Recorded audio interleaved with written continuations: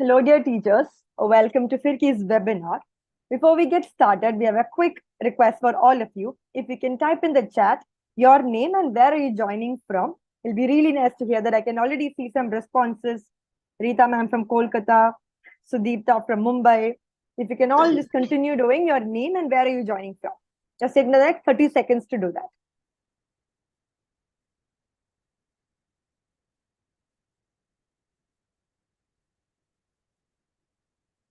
Hi, Soumya ma'am. Hi, Cheryl.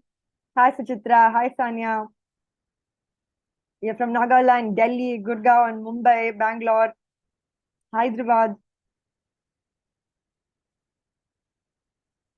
Amazing. Let's keep the responses flowing. We can see that we have a lot of teachers and educators from all around the country joining this space. Again, there's a great community to learn from each other. So keep engaging with each other, ask each other questions. If you know the answer, please respond to those. I'll quickly take you through the pre-webinar presentation and introduce our amazing speakers here. After that, I'll hand it over to them. Give me 1 second. Yeah. So this is a pre-webinar presentation. Right now, you're joining us on Zoom. We also have a YouTube live streaming. The chat for the link for the same will be provided on the chat. Just to introduce a little bit about Zoom, I know like most of you might already know what exactly to do, what are the features that you can use. But if you are not speaking, we request you to keep your mic on mute. This is to ensure that we can hear the speakers very clearly. Otherwise, there might be some disturbances and we won't be able to hear the speaker very clearly.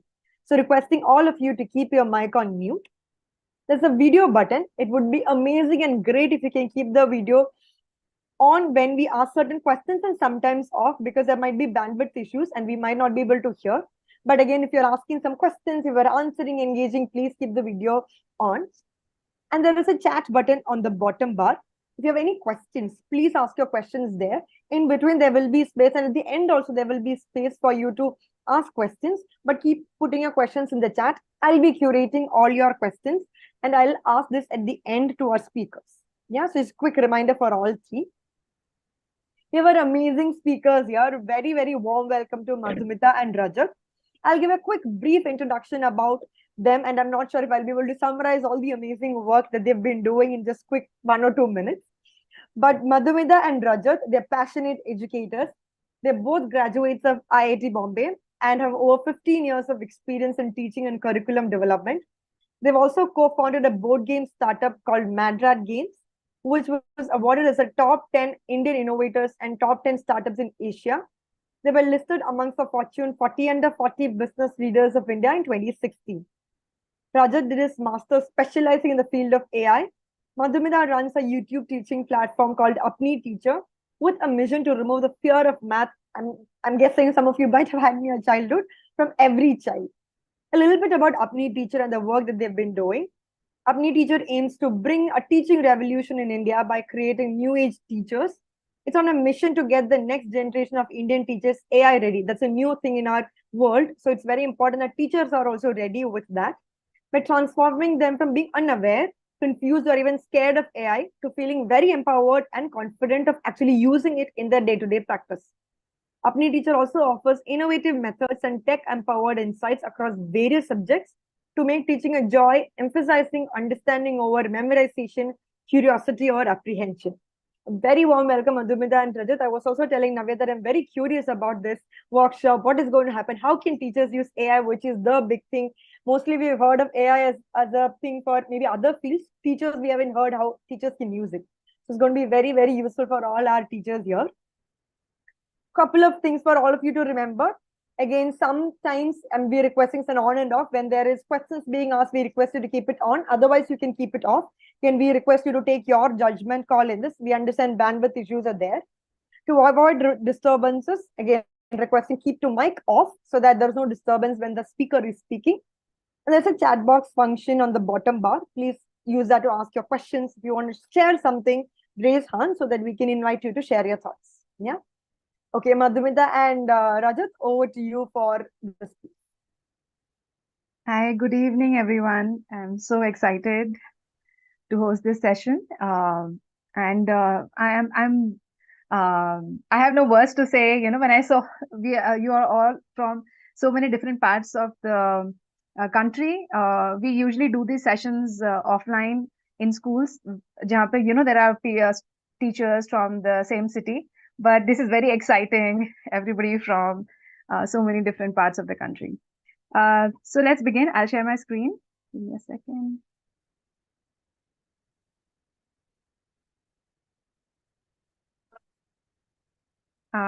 Yeah, hope all of you can see my screen. Yeah, good. So,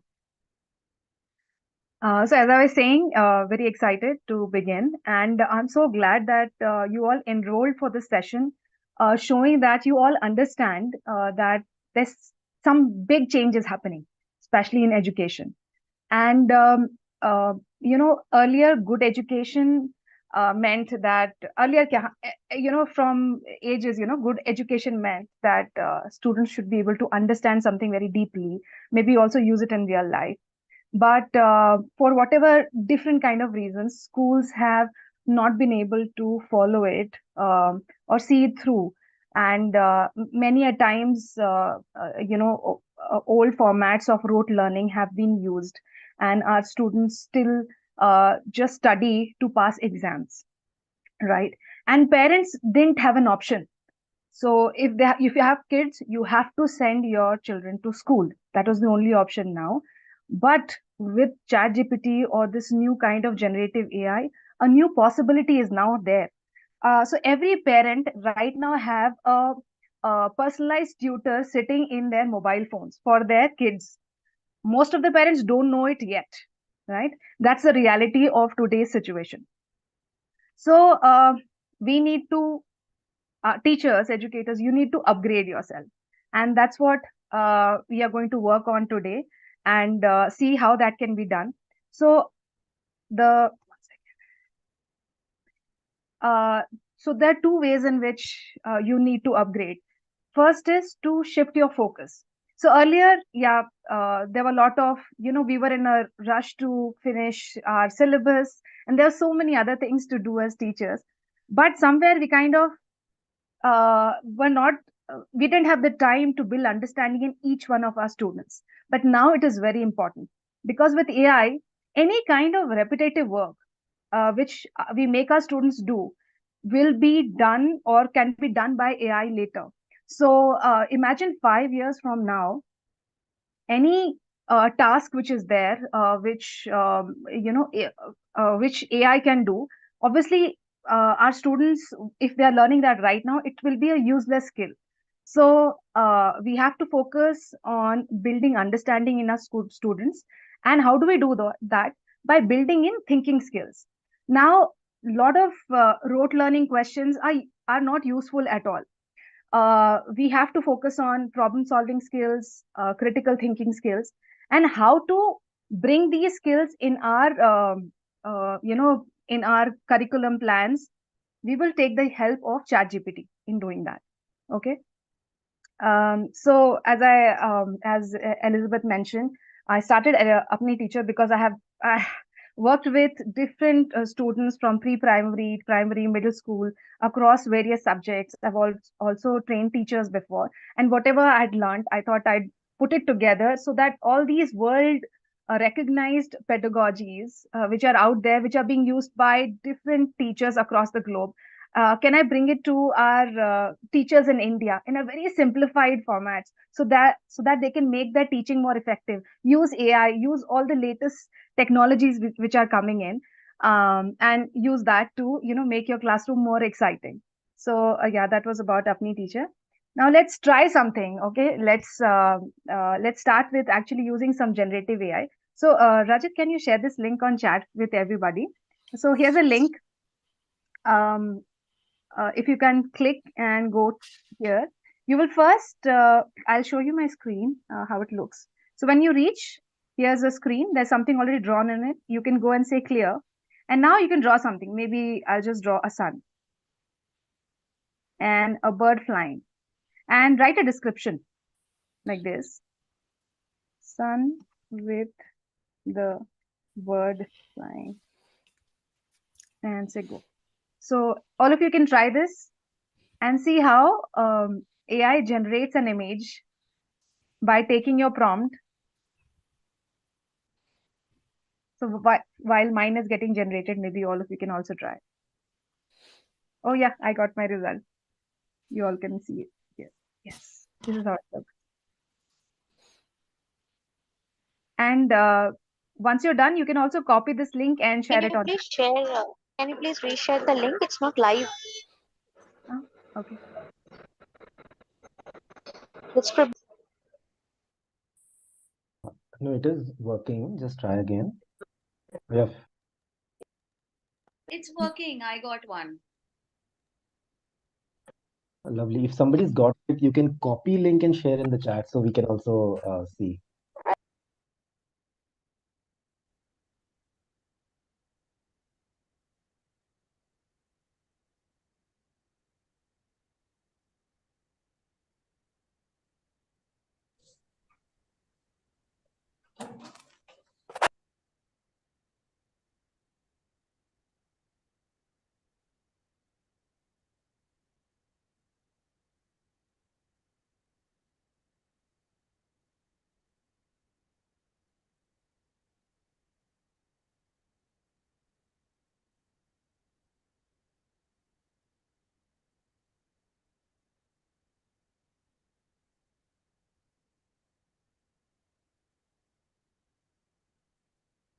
Soumya has shared. Very interesting. So the so you might feel, what is new or what is the big deal in this? This looks like an image from the internet, right? But the interesting part here is this image has not been taken from the internet. It has been generated by a computer program. So when you see what I had generated before, so I had built two pyramids and a camel. So this image has not been taken from the internet, but it was generated, created from scratch by a computer program. That's why it is called generative AI.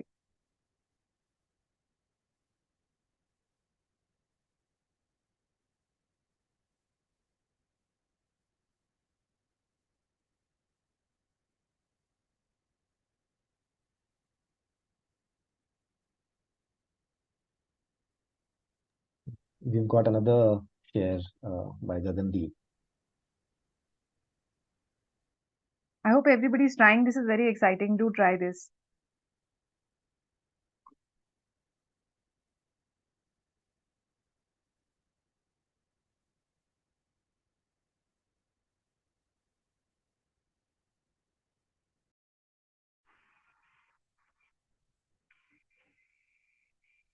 Hello, I have already tried stars with the sun.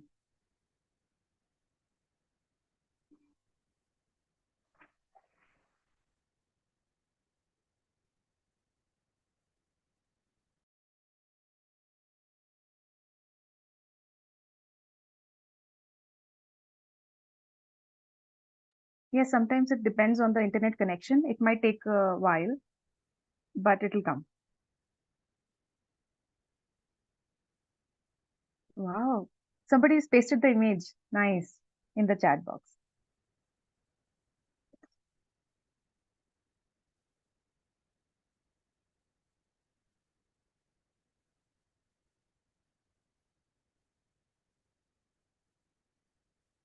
Yeah, definitely. Let's move ahead. I hope everybody got a chance. And if it's still loading, you will soon see it. Uh, let's continue. Rajat, Yeah, you can share the screen and make it go. sure. Thank you. So, very good evening to everybody. So I saw some very interesting results from Scribble diffusion. How did you feel it? Maybe can I request one of you to unmute and share? Maybe Soumya, if you want to do that, you're the first one to share the link. Yeah, sure. Yeah, it's quite empowering, no? Because what you do is a very quick, rough doodle almost.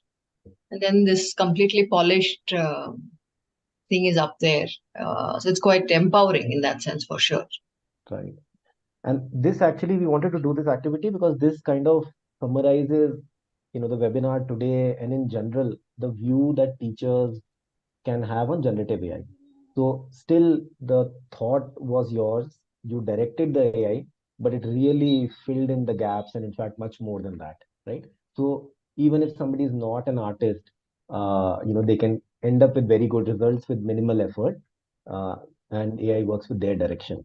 So I think that is kind of the theme or the spirit in which we can look at generative AI, ChatGPT, or any other advancements that will happen. So with that, let me, as Ellie said, I have a background in AI.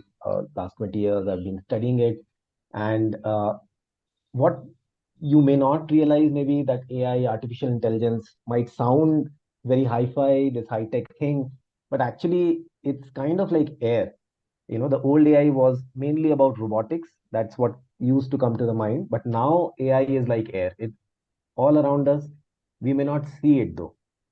So when you use Amazon, out of the millions and millions of products it has, it is able to personalize what you want to see. When you search, it gives you recommendations for you. It suggests similar products which other users have bought, and uses AI heavily.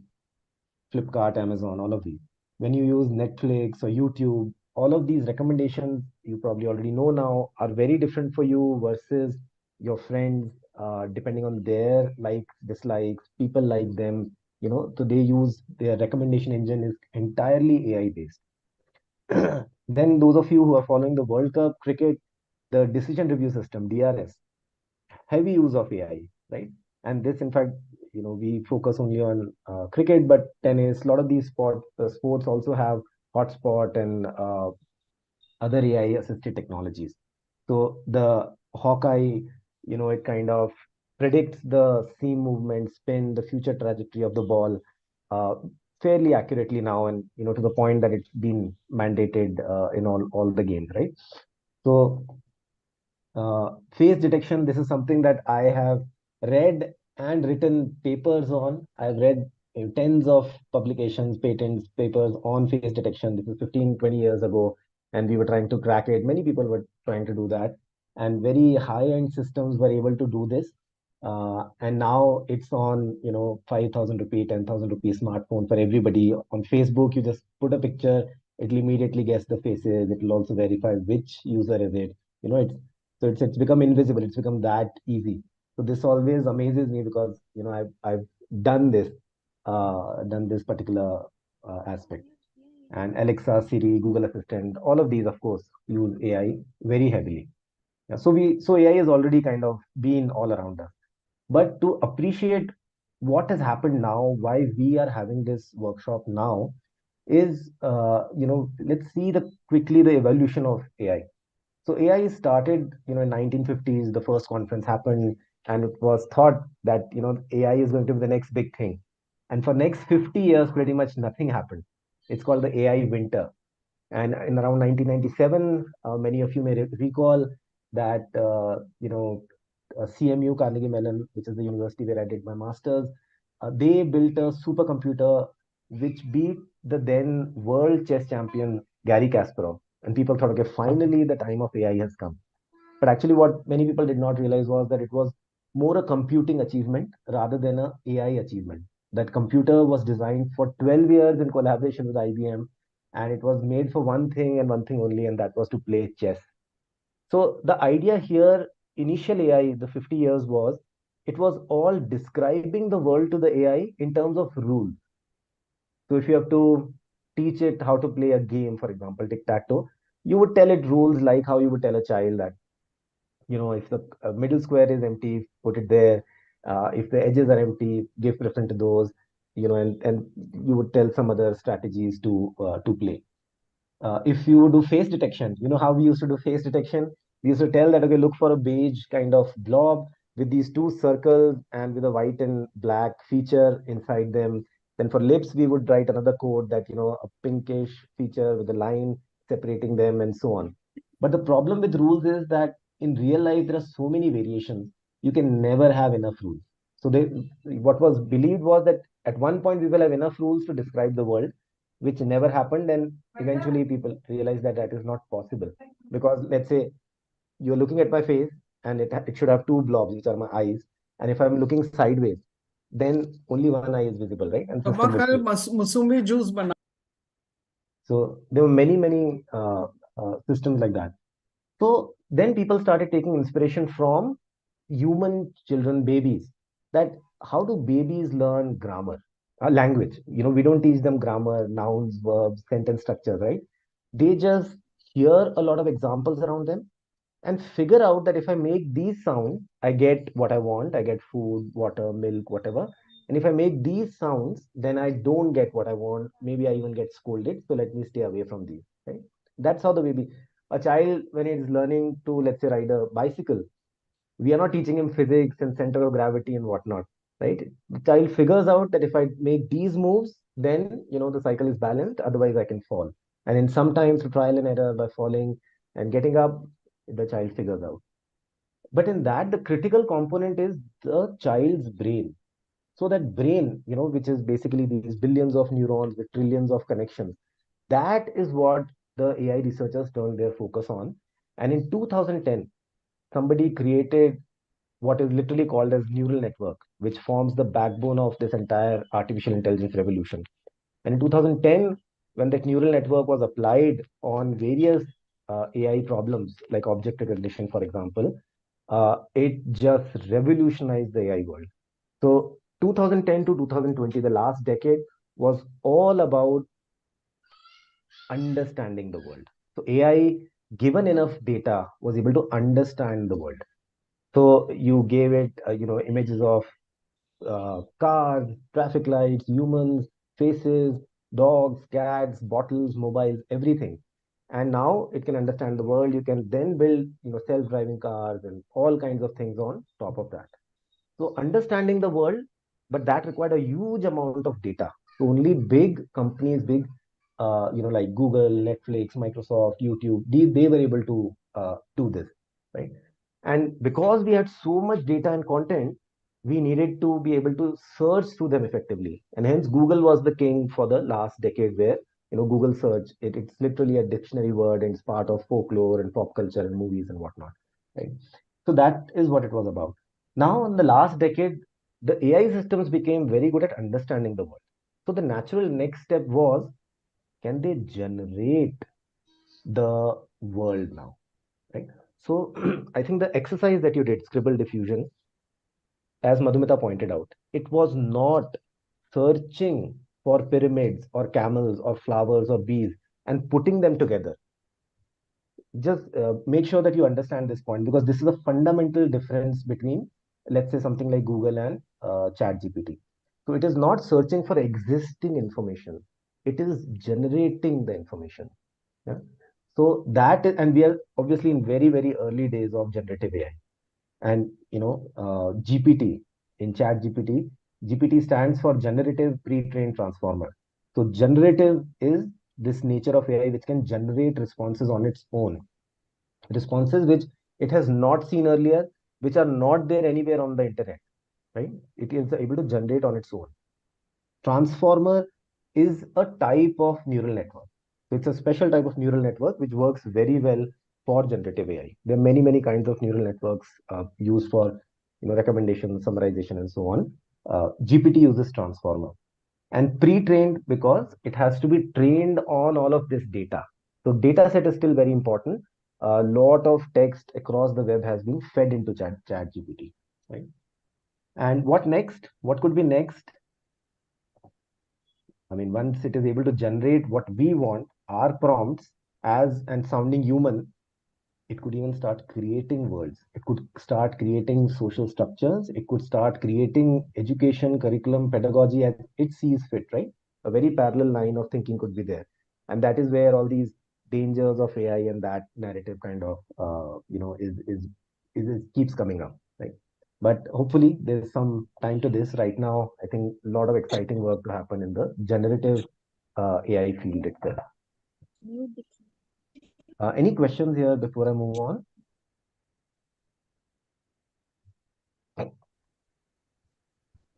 Okay. Sorry, Rajat. There are two questions in the chat. Maybe should we take that now or towards the end? Oh, yeah. We can take it now. Got it. Got it. 1 second. Yeah. So Harshini is asking about AI will that foster plagiarism, because she once gave prompted AI to give 500-word essay and then it got it within seconds. What if our students do that? Yes, absolutely. So that amongst the policy questions, that is one of the top questions. Uh, okay, so short answer I'll give now. We can maybe discuss it in detail later. But see, this is something first accept. There is nothing we can do to stop this. It's like social media. It's like uh, Internet. internet screens, right? No matter how much you want, I'm sure even those who have kids, 2 year old, 3 year old, 5 year old, 10 year old, you cannot stop them from using these. So chat GPT, generative AI is that kind of force, probably multiplied by 10, maybe by 100. So it is here to stay. Artificially, we will not be able to ban it, restrict it. Maybe for a little bit of time, we may be able to, maybe. So I think the only way is that we educate ourselves first and then children on how to use it effectively. So what has happened is that any technology that has come, you take cars, you take internet, you take generative AI now. So when cars came, obviously, uh, what it led to was this new kind of infrastructure, highways, petrol pumps, and so on. And so many opportunities came about because goods and humans could travel so much faster now.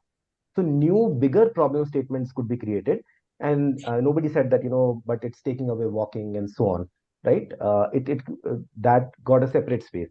When internet came, same thing, that information is available very easily. Plagiarism was a concern back then also, but it created sort of these information highways where data could travel very fast, and hence we were able to solve much bigger problem. Collaboration across the world between education communities, scientific communities became so fast, so much richer. Social media, we got connected to our families living, abroad. We could wire money. UPI is a miracle. All of that happened due to internet, right?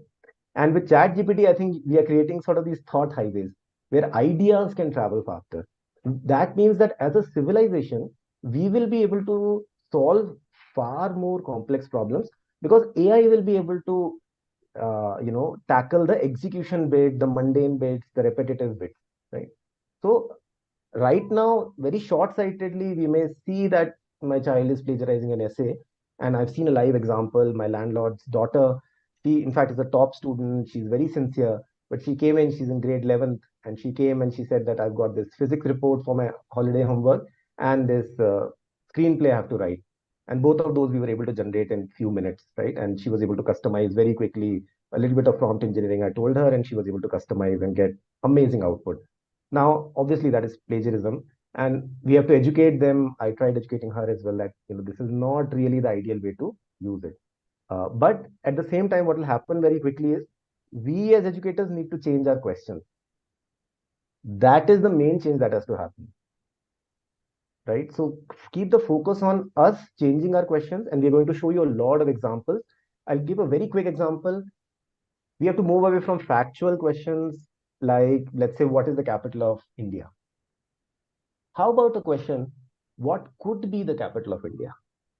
Very subtle change, but opens a plethora of thinking skills, critical thinking. Now the child needs to justify, right? That it could be Bombay because of this, it could be this because of that, different reasons. And in the past, you can connect it to history lesson that it used to be Bombay, it used to be in different kingdoms, different capitals. What is the capital? Why should it be? All kinds of things can happen, right? Instead of saying when did US drop the atomic bomb on Hiroshima, Nagasaki? Why not ask, what if US did not drop the atomic bomb? What could have happened? Nobody knows. There's no right answer here. Similarly, in math, there are a lot of open-ended questions you can ask. And these are things that we should have done anyways. Curriculum, pedagogy, best practices across the world anyways suggest these. But now with ChatGPT, it will become easier and kind of we'll sort of get forced to adopt these. Sorry for the longish answer, but this is one big theme of today's webinar. So I thought we'll go in a little bit of detail. One tiny question again. So the images generated through this, are they copyright free, or what's the concept of that? So yes, right now there are many lawsuits that ChatGPT is facing. Just day before it came out with an announcement that if you or your organization is getting sued for copyright violation due to ChatGPT use, we will cover your legal costs, right? So, yeah. So, but it's very difficult to say what is copyrighted because the way neural networks work, they sort of kind of crunch this data and make a model. They have more than 1 trillion parameters. So I don't think there is any legal system, any tech system which can find out if there is copyright or not. So yeah, it's a very gray area. I mean, there's no black and white here. Yeah. Somebody asked what is a neural network. So I think there's a great video, starter video. I'll share at the end. And yeah. So Ellie, should I move on? Yeah, we're good to go. We can move forward. Please feel free to pause anytime there's a question. Yeah. So in very simple words, so it was a little technical, little heavy in the previous couple of slides, but in simple terms, what is Google? When do you use it? What is GPT? When do you use it? Right? That's what you want at the end of the day. So think of Google as asking a question to a librarian who's very good. If you ask it a question, the librarian will hand you 100 books, and he'll say that the answer you are seeking, parts of the answer are there in each of these books. Now you look through these books and figure it out, right? ChatGPT is like talking to an expert. The expert also has all this information, but it's not going to hand you 100 documents. The expert will see what is your level, what is your intent behind the question, and what exactly is the pattern in your question, and it will answer exactly how you want it. And hence, if you've used ChatGPT, you would have been kind of struck by that. Oh, this is exactly what I wanted to know, which is not a feeling you get with Google often, right? You have to kind of find and craft your own answer, and that is because again, ChatGPT generates the answer. It is able to understand the pattern in your question, and according to that, it generates an answer exactly to match the question that you asked. Now, let me show you some of the AI tools. I think this was one sort of big area that a lot of you mentioned in Fitki's form. So there are many, many tools. Obviously, ChatGPT, we're going to go into detail. So apart from ChatGPT, I'm going to show you some tools. And these are free tools. I mean, there are many tools which are paid. Okay, so this is one called Diffit, and you put any topic here. I just wrote the word mitosis. I selected a grade, and it generated this in maybe I don't know 15 seconds, 30 seconds, right? And I could have written like mitosis for beginners or mitosis for grade 12 CBSE students. All of that can be done just with 1 or 2 lines. So it generated a reading passage, a summary with the key learning objectives, vocabulary words like a glossary, multiple choice questions that you can give with the answers, short answer questions, open-ended prompts. So everything. This is all in 20, 30 seconds with just this word mitosis and selecting a grade. And you can choose any language that you want, right? So you can play with this website. There is one called questionwell.org, which focuses on generating questions, different kinds of questions. So I gave it structure of an atom, 7th grade, language, English. I could have chosen Hindi, Italian, anything. And again, in 20, 30 seconds, you get, of course, the passage and then sort of learning outcomes. And as it says, you can input your own learning outcomes and it will change the question to match your learning outcomes, right? And if you upgrade, you can even choose different question types and all of that. And I mean, the quality of question every time has been pretty spot on. This is another one where if you do a lot of researching PDFs or seeing YouTube videos, then summarize.tech is a website. It doesn't have a very pleasing UI, but it works very well, where you put in any link, any YouTube link, and it generates a summary of the whole video. So this could be like a 2 hour long podcast, and you can get this summary. And if you want section by section summary, it will also do that. That in this, and if you click this timestamp, it will take you to that video or at that timestamp. And now, I mean, you can put in PDFs and other things as well. This is something we added recently because many teachers ask that ChatGPT currently the free version doesn't generate images, and so do we have something that can give us images? So there's an AI called ये लगा ही Perplexity.ai. ध्यान नहीं रहेगा. Perplexity AI may you can generate images. So if you click these, you can find. So these images, it doesn't generate. The images are fetched from the web. But this is something right now that you could use. Yeah, some of these things that we are talking, there's also a video on Apni Teacher. You could look at this if you want to recap. There are a lot of examples that we show there, so you could go through this. Yeah, so these are some of the free AI tools that are available. Yeah. And we are going to see a big proliferation. Literally every week something new gets launched. But these are the good sort of free ones that are out there right now. There's one more I wanted to show. I thought something related to the workshop I should do using AI. So this is for because a lot of school leaders and admins are also joining in. Right now, I think maybe this is part of the paid ChatGPT feature. So if you go to ChatGPT, if you are on the paid feature, then you can switch on data analysis. And what can happen is uh, this is the feedback from a summary, registration summary that we had. It has, I mean, as you can see, it has like hundreds and hundreds of entries. And we wanted to quickly see what is it that people are looking forward to, what is their background.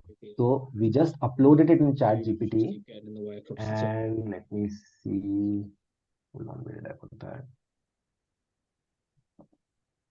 Webinar registrations. Okay.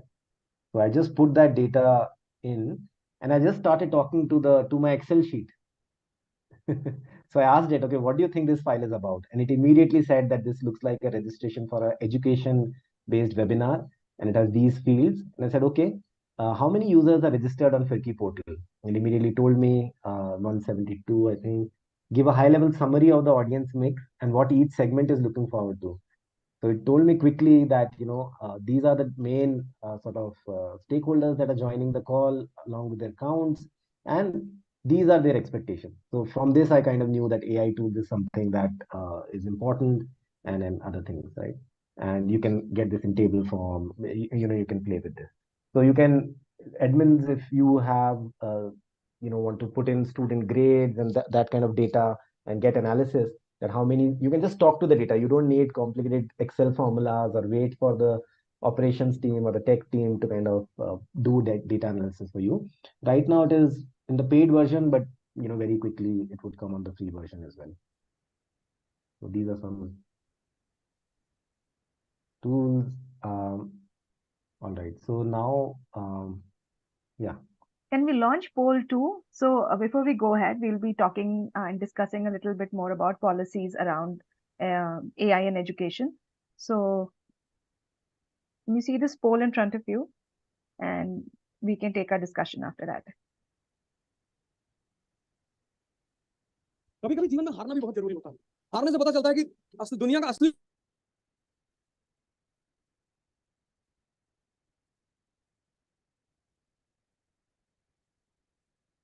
Dear teachers, can you see a poll on your screen?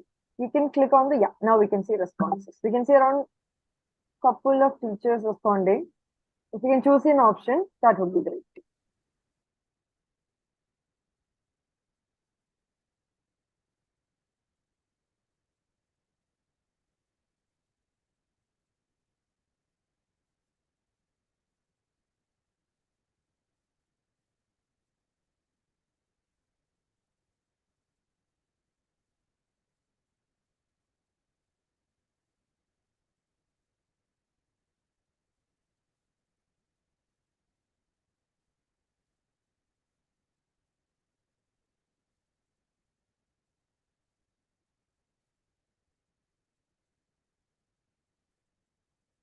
"67, 70 of us have answered, requesting all the teachers here to answer this question. We can't see the poll, ma'am. I'm not able to see. It's on your screen, ma'am.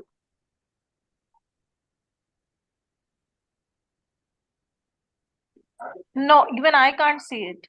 Are you using phone for the call, ma'am? Yes.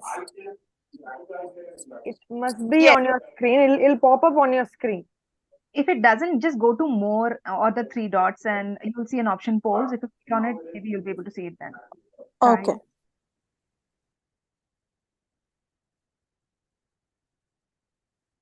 I think we have good enough responses, I feel, and very interesting ones. Most of you do feel that school policy should be around educating teachers and students on the right use, effective use of these technologies, and need to change the kind of questions being asked in the school. So some of you feel that we need to watch and wait before making policy decisions. And will AI replace teachers? Right, that's generally the big one on everybody's mind. And it's good to see most of you feel they will coexist as equals, and some of you feel that AI will remain, but probably will play only a small part.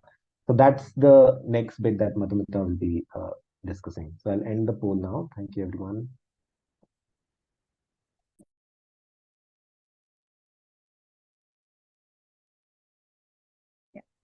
So, based on, the poll made you think about these questions. So why should teachers learn, adapt to AI? Because as you know, if you remember bits from Rajat's AI story, that the tech has advanced by decades, not just by few years, and it's going to affect the education sector the most. And so our teachers and educators have to be aware of, of this change. So AI is here to stay, and so are teachers. So we have to figure out a way of coexisting with each other. And I saw a question in the chat box also, which was asking if ChatGPT can do so much data analysis, what will happen to all the data analysts? Will they lose their job? So I think it's true for every field. Ki, um, we don't know if AI, or if it is teachers versus AI, or teachers or AI versus data analysts. Who's going to win this war? We don't know. But there's one thing we are really sure of, which is teachers with AI will replace teachers without AI. I want to really stress this part again. I hope you heard it right, that teachers with AI will replace teachers without AI. When we show you the power of AI and how you can really take your teaching to the next level, you will see that you really become super teachers.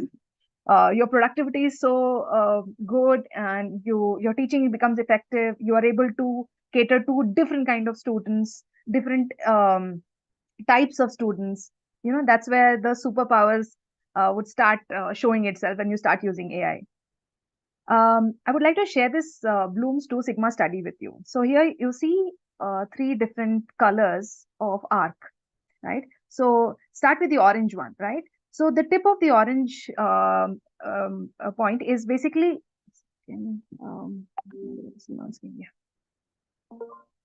yeah.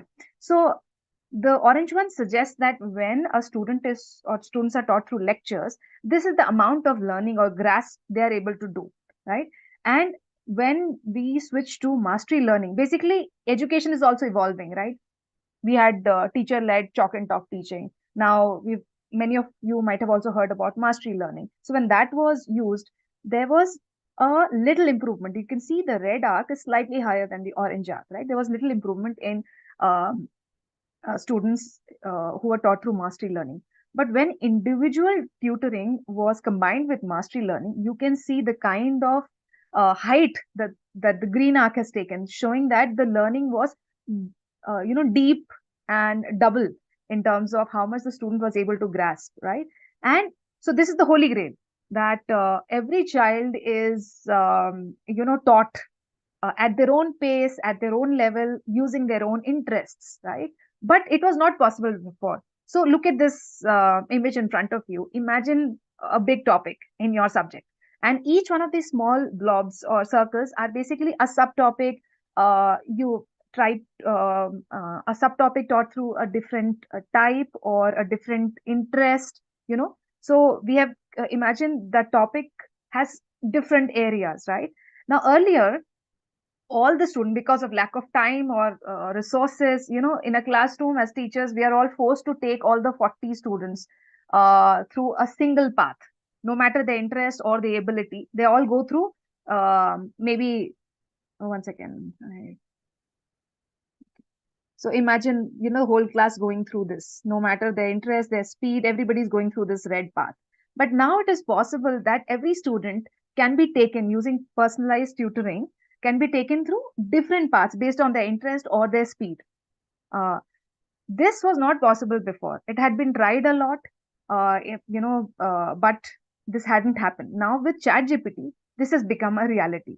And earlier, I think a lot of school coordinators have joined us, school principals also.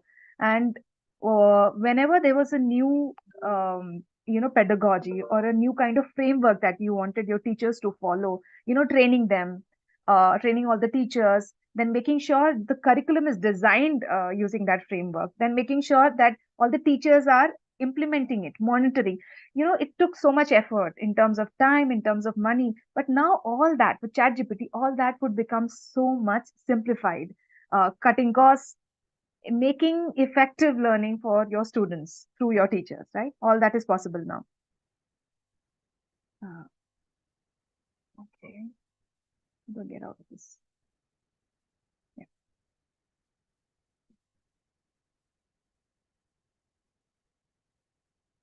One second. Yeah, cool.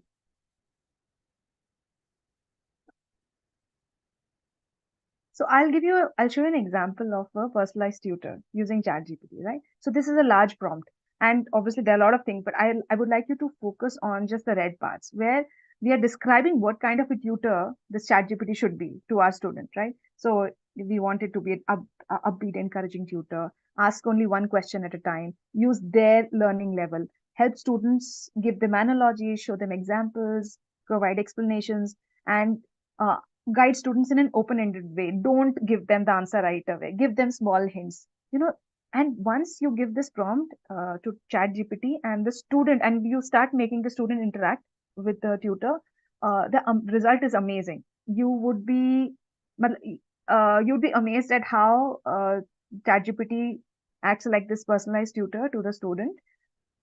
So that is what we want. And here you see differentiated instructions. You see how scaffolding can be done of a topic rather than just dumping all the information at the student at the same time. Or self-paced learning. Already told you about that. Or multiple intelligences, subject-related pedagogy. All that can be included in a single prompt and can be used. So all this is now possible with ChatGPT.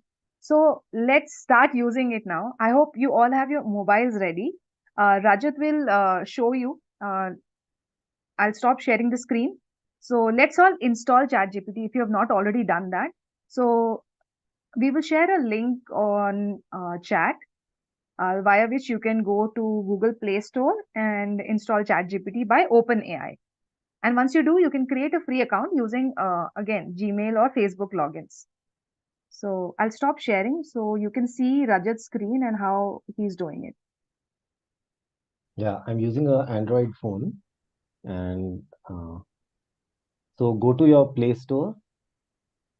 Yeah, go to the Play Store and type in ChatGPT. Now there are a lot of fake apps that are also there. So go to ChatGPT by OpenAI, this white one that is there. Yeah? And click on that, ChatGPT by OpenAI. And you can verify this is 4.7 rating, 10 million plus download, and click install. So you can do this along with me. I'm also going to download, install, create an account, all of that. And this is available on Apple Store as well if you have an iOS device, iPhone. Now open the app once it is installed. And now just continue with Google. And choose the existing sort of signed in Google account.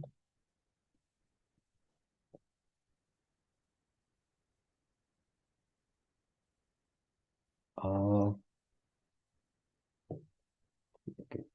Generally, it doesn't ask for this. You may or may not get asked this part.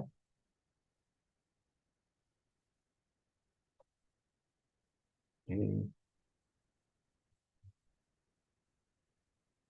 Sir, is this a paid version or is it a free to use app? Free version, yeah. Free, and what is the difference between both the versions? Like I have used the other one, the green symbol one, but the white one or not. What's the difference? No, white one is the official one. That is the one by OpenAI. Within this, you can have free and paid, but that is after. You don't need to worry about that.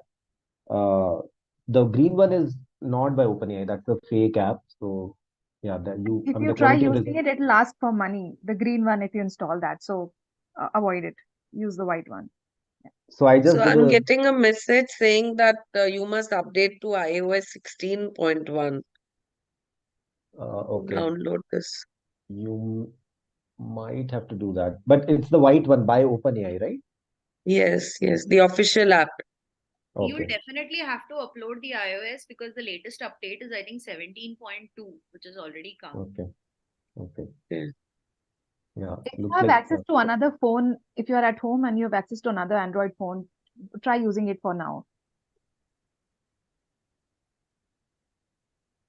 but everybody we need to create an account because rest of the workshop is going to be about actually trying in things and trying things from your subject area, your classes that you teach or are involved with. So make sure that you've installed the app and you have created an account with uh, Google Gmail ID. Sorry, Yeah, Rajat, I have a question. I just wanted to ask one question. Is this the latest one? Because sometimes when you put the question, they are like, it's needs the information is still no this particular year. right. So yes, ChatGPT has information only till September 2021 in it. The free version is not able to fetch live information, but that's okay. I mean, 90% math, English, these things have not really changed. So except you're looking for something very current events, this should suffice. Okay, thank you. Rajat sir, Yeah.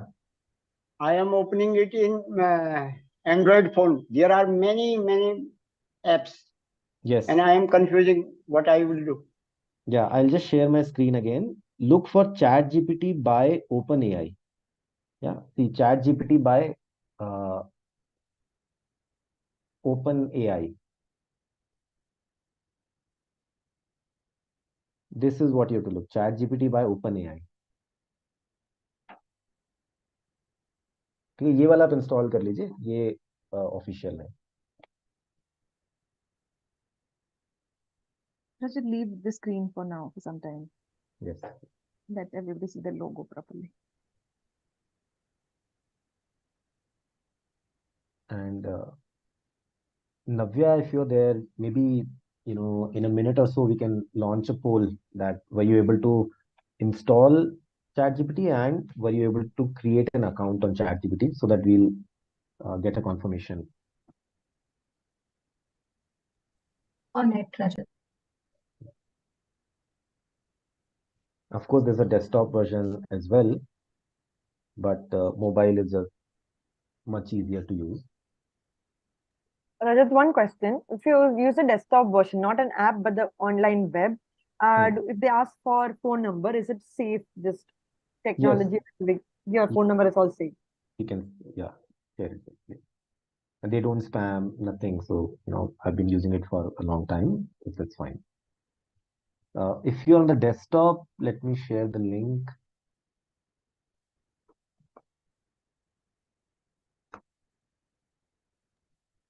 Can I ask you a question, please?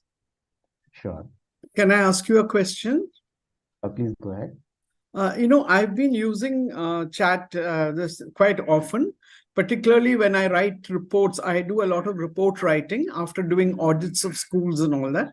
And I've been using it. But recently, since the last week, I'm not able to open it at all.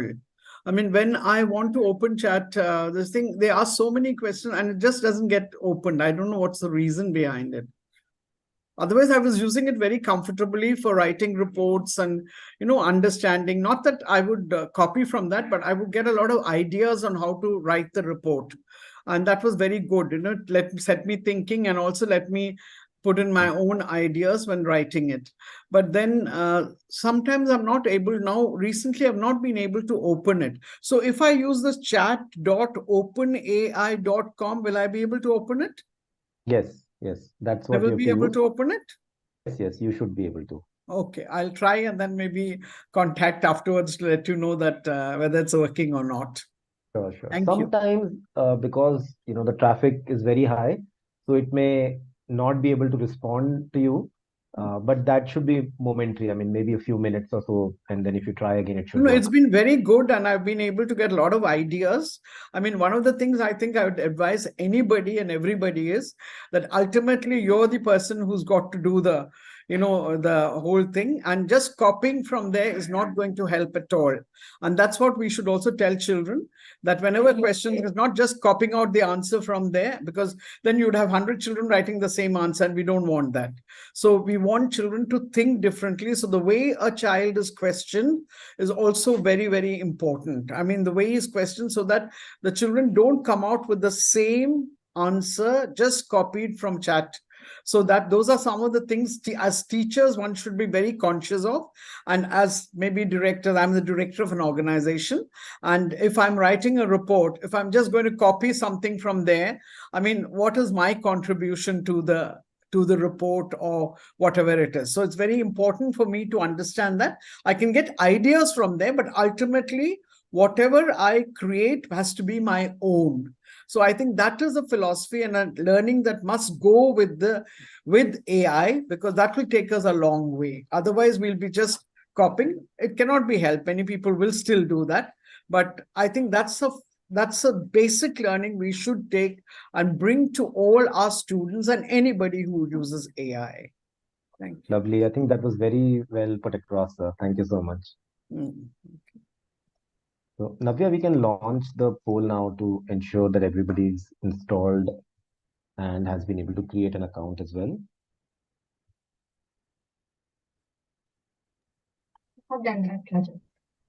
Okay.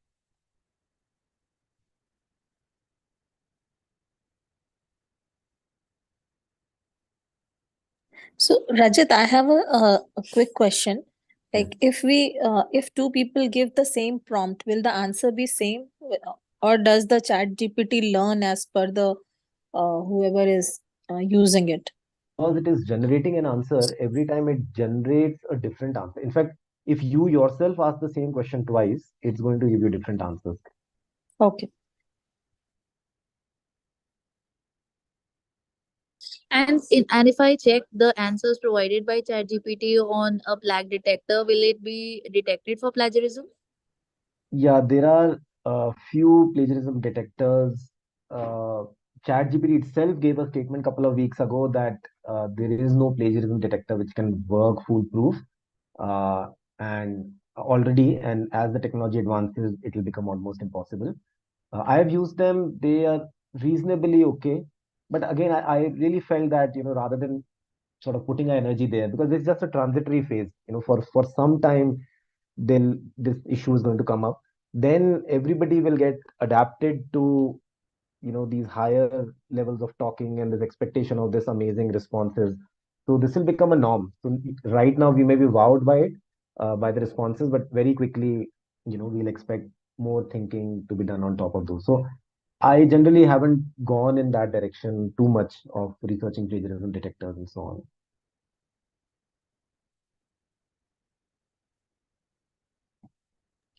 And one last question. Actually, I have been using ChatGPT. I mean, just for refining some reports and things like that. And when ChatGPT gives a report, I feel what more can I add to it?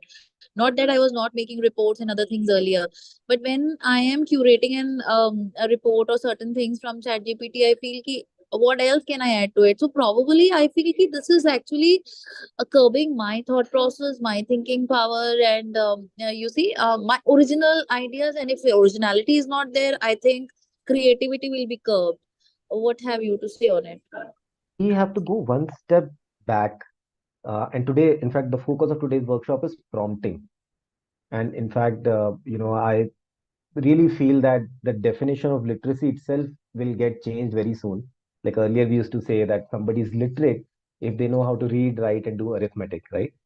Very soon it'll be if you are literate, if you can read, write, do arithmetic, and prompt. And prompting is something which is common to all generative AI systems, whether it is ChatGPT, whether it is Scribble Diffusion, whether it is anything else that will come in the future. So ChatGPT should not be the focus. Yes, right now, it is the leader, and it does incredible things. But very soon you're going to have a lot of different technologies. But prompting, sort of almost the language of generative AI, will remain common. So what you will be able to do is that you may not have to write the whole response, but your creativity can reflect in prompting, and that is going to give you a far better response. Right now, our baseline itself was low, so we are getting, as I said, amazed by the results. But as we all start expecting, because Meta, Facebook parent company, a few weeks back, Mark Zuckerberg announced that WhatsApp, Instagram, Facebook Messenger, generative AI is going to be integrated in all of them. So very soon, if right now, if you talk to WhatsApp bots, business bots, or HDFC bots, they're fairly dumb, right? You can make out in few seconds that you're talking to a bot. But very soon it will become the expectation. You will just be able to ask a question, and like we were just talking to our Excel sheet, right? You'll be able to talk to videos, PDFs, and this and that. So prompting is something that is going to elevate your responses. I would like to add something here. I can sense there is some hidden guilt in using ChatGPT. Like the question, the gentleman before also, you had mentioned that I use it only to certain areas, and you had also mentioned that you're always thinking कि मेरा original thinking है कि नहीं इसमें, am I thinking original in this or not, or is the creativity going away? So I would like to take an analogy. Okay, so some of us cook, right? And do you feel guilty when you see a recipe online which has like million views, and it says that if you make this recipe, it's going to be very tasty? You don't feel guilty, right? You just see, oh wow, it's a nice recipe, let me try it at home, and you make the recipe, and if it comes out really nice, you feel good about it, right? So so imagine these chat GPT or whatever responses they are giving also, like it's like that. It's so if you want to write a paragraph on something, you want to write an essay, you would have written it in some certain way, you would have cooked your dal in a certain way, like maybe how your mom taught it. But somebody else is saying, see, I have a better recipe of making tuar ki dal, and it comes out really nice, try it. And you don't feel guilty about that, right? So this is that new thing which is coming out. It's not in our kitchen, it's out of everything else that we like to do it like that, and maybe it would help you ease. Because there are a lot of moral issues with using ChatGPT. So if I get a response from somebody in an email, I'm not sure if the person has written it or they've used ChatGPT. But if the email is able to communicate whatever conversation I was having with that person before, then it has served its purpose. It doesn't matter if you alone did it or if you plus AI did it. We had a better conversation, right? So yeah, that matters.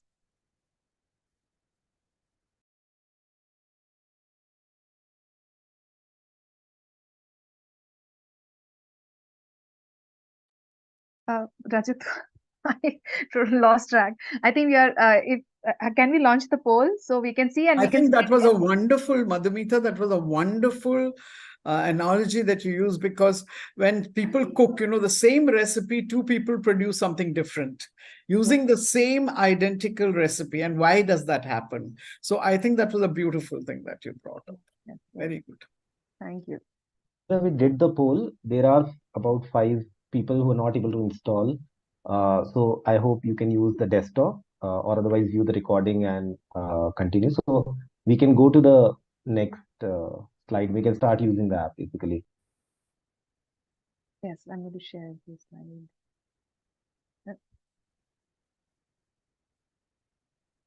So let's start chatting. So maybe the first question you can put in is, how are you? We know it is a chatbot, it's a robot. Let's see, does it respond like a human or it gives a different answer? Try it out.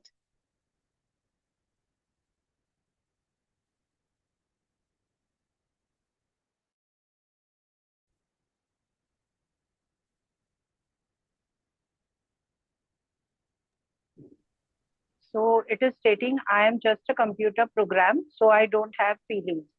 But I am here to help you with any questions or information you need. How can I assist you today? Yeah. Now, let's do one thing. Choose a subject or a topic and ask it a joke. For example, you can say, tell me a joke about water cycle or Shakespeare or World War II or fractions, acid. Go wild. Ask it to tell you a joke.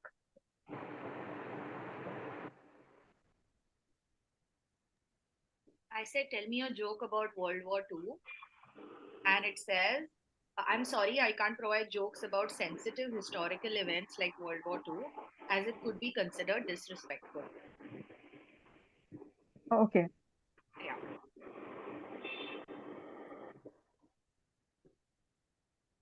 I asked, tell me a joke of water cycle, and it responded, why did the water cycle break up with the cloud? Because it needed space.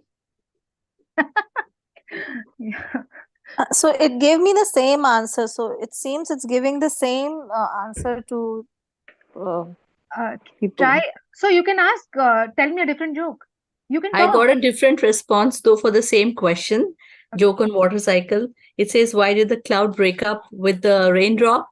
Because it thought the relationship was getting too stormy. If you don't like the joke, you can tell. I didn't like the joke. It didn't make me laugh. Tell me something better. So Okay. as for what you've said, ChatGPT is sort of creating these jokes on the fly as we ask them, right? It's not taking it from anywhere. Yes.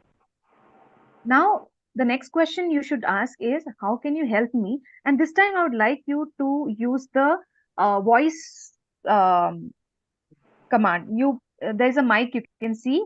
ChatGPT's mic, right? You press it and it makes it very easier. So you can say, how can I help you? You say, and it will type it out. Once you approve, it will then go ahead. So try the voice command this time. How can I help you? How can you help me? Sorry. How can you help me? So you tap once you're done, and those who have done this, try a different language. Try Hindi or Telugu if you're from Hyderabad, or Bengali if you're from Kolkata. It is saying we can't use the mic while using Zoom. Oh, but use it later. Yes, that might be a problem if you have logged in from your phone. If you mute yourself on Zoom, then you may be able to use your mic. Okay. It's giving a whole range of options actually. It's stating what it can help us with. So definitely help you open up your mind. In what all things it can help you. Try a different language. No? Try Hindi. Can you talk to me in Hindi? If you have your Hindi keyboard, Hindi में type कर दो. Yes, it says I can assist you with a wide range of tasks such as answering questions, providing information, offering explanations, and just let me know what you need assistance with, and I'll do my best to help. Cool. It feels like you have an assistant, right? Free ka. Yes. Yes, and right in your mobile. Yeah. Cool. So, hope everybody was able to try these few things and you got a flavor of it. Now let's go into something more detail. Rajat, I have turned on this slide. Maybe let's start this. So everybody, I'll we share will my start slide with if that's okay. prompting. Acha, I'll stop sharing. Okay. I asked in Hindi, it gave me a response in Urdu. Urdu? Yeah.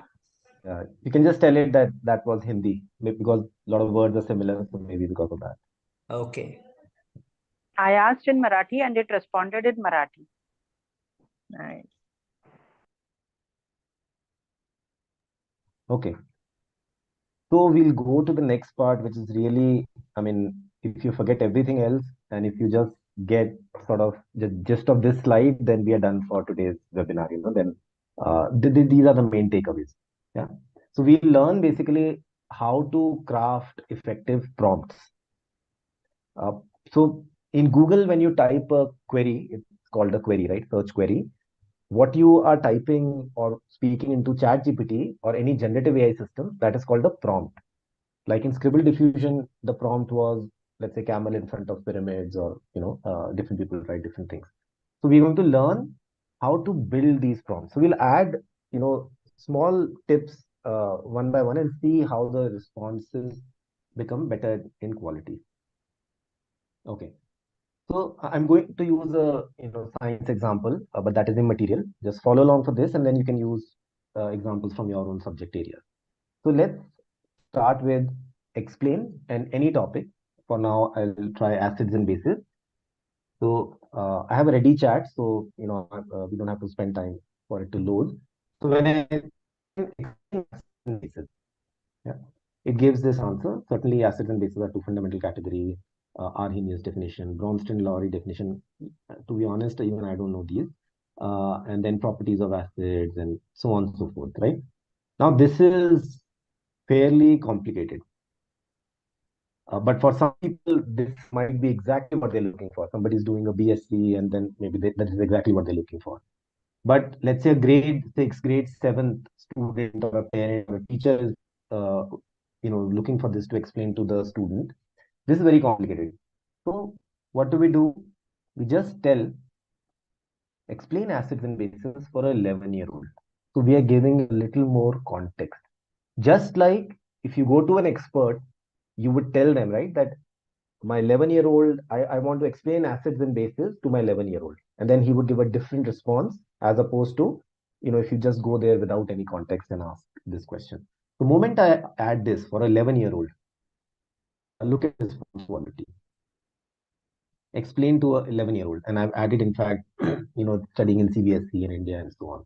And immediately, imagine you have two types of superheroes in the world of chemistry. One group is called acids, the other is called bases. Acids often taste sour. They can turn a blue paper red.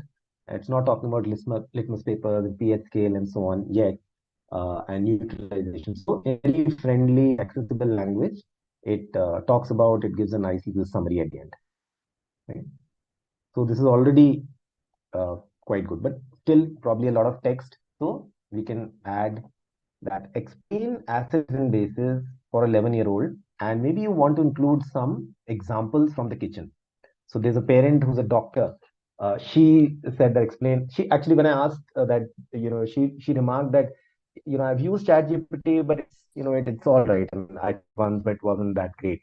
And because she was trying queries of this kind, the moment I asked for 11-year-old, it was already better. And then she said, okay, can it give examples from the human body? Because she's a doctor, so she gives those examples usually to her son. And so in this case, we are putting, let's say, from the kitchen, and add some examples of acids and bases from the household, say from an Indian kitchen or from our body, and it immediately does that. An example from kitchen, lemon juice and vinegar. Example from our body, stomach acids, and similarly for bases, right? So now slowly we are kind of building up these responses, right? So these are, we are enhancing our prompt. And so let's try these. You choose any topic that you want, and yeah. Would you anybody like to share? Please feel free to share if you got a particular response.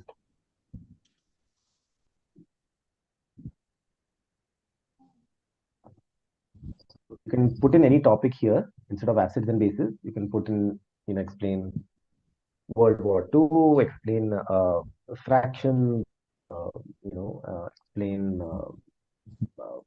passive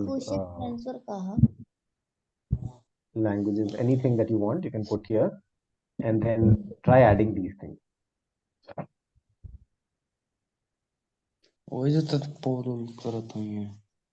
So when I put explain metaphors, I got like a pretty standard answer. It's a figure of speech that makes a comparison between two seemingly unrelated things to create a vivid image. Then when I sort of prompted explain metaphors to an 8-year-old, it says metaphors are like magic words in stories and everyday talk. They help us understand things better by saying one thing is another, even though they are not really the same. And it gave a nice example of the world is a playground, something that they can relate to at that age. Yeah. Nice, right? I mean, yeah, I love that. And Good I think if evening. you write again, it will give you a different example every time it comes up with different examples. Good evening. Once I entered that how to teach Java to grade 8 children, So I got my reply, but at the end I got like you need to teach with a lot of patience when you are teaching Java to middle grade students. Which is so true. So Yeah. like I was happy that at least GPT is understanding that how difficult it is to teach Java to middle like grade 8 Right. children. Nice. Yeah, yeah. I think if you So put I in was Python, it probably wouldn't say that. Because yes, Java maybe because is Java very is difficult. difficult to teach and ICSE we have to teach start within the grade 8. So lot of Right. expectations are there, but I got my like how to start the things, but it was written. I'll just post it in the chat box. Hello. Hello. Yes. Yeah, I tried this prompt explain terrorism to a 3-year-old using examples from the animal kingdom. Yeah. So yeah, it explained in a very simple manner. Yeah, it was lovely. Your prompt is Can you share the lovely. I mean, gist? it is Yeah, very prompt was interesting. lovely. Yeah. Amazing. So, okay, should we move on to trying a little? So There is right a now we question. are, okay. Okay. Yeah. This is a very interesting because putting a prompt is more interesting than reading the long text. Again, if we think this is a learning method, what about hands-on and interactive activities, etc.? Right. So those, of course, I mean, there's no substitute for those, especially when you're doing things like, science, simple machines, those kind of things. But ChatGPT gives great ideas for hands-on activities that you can do, for interactive activities that you can do. And you can say that I want a whole class activity for 30 kids, 50 kids, 100 kids, or I want an activity for 5 groups or 10 groups with 5 kids each, and you can ask it, how do I group them? Should I group them ability-wise for this? Should I have mixed ability groups? So all of that, because in a lot of topics, teachers want to do hands-on activities, want to do interactive activities, but it's difficult to come up with new ones, and especially on a short notice. So here you can get many, many ideas for that, and of course, then you can do the activity yourself.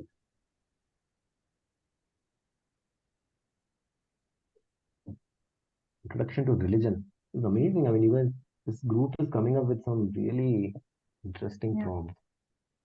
What are you doing? Like a story that helps you to make sense of the world. Wow.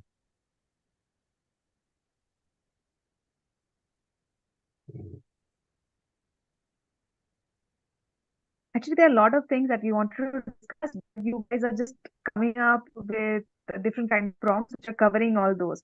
For example, when you talk about explain religion to different age groups, that is a very important example to show you that a same concept should be, depending on the age or the ability of a child, should be explained in different ways. Usually when we prepare a topic, we usually prepare it, okay, what is the definition of say axis and base and what are the differences, and we go ahead, right? But when we are preparing a class now with the help of AI, we can have those different definitions or different explanations ready. So if a very bright or a smart kid, who's always eager to learn, is asking something, you can have a different response ready with you. Or if you know a child who's not able to grasp it fast because maybe he has a different mother tongue, you're talking in English, you can have a different kind of an explanation ready. So yeah, these are places where ChatGPT can help. Rajat, can I just ask you? I know I would want you to just give me the steps for downloading the app chat, because somehow I don't know, sometimes I'm not able to do. I was able to do it earlier, but now since last 2 days, I'm not able to do it. I wanted the steps that you had earlier mentioned for downloading the chat app. Yeah, just go to, are you using Android phone? What is it? Are you using an Android phone? Android. I'm using an Apple phone. Apple phone. Okay, so go to the App Store, and if you type in ChatGPT, then you should see a whole host of apps. Look for the one which is by OpenAI. Okay, Chat Open. No, ChatGPT will be the name of the app, and the developer name will be OpenAI. Okay, OpenAI. So that's the one you want to install. That's the official one. Okay, then once you do that, then you just follow the steps that they tell you to do. Then you have to create an account. You can create using your Google or Apple account. Okay. That should be like shouldn't take a long time, and then you can get started. Okay. I was using it suddenly. I don't know, since last 2 days, I'm not able to use it at all.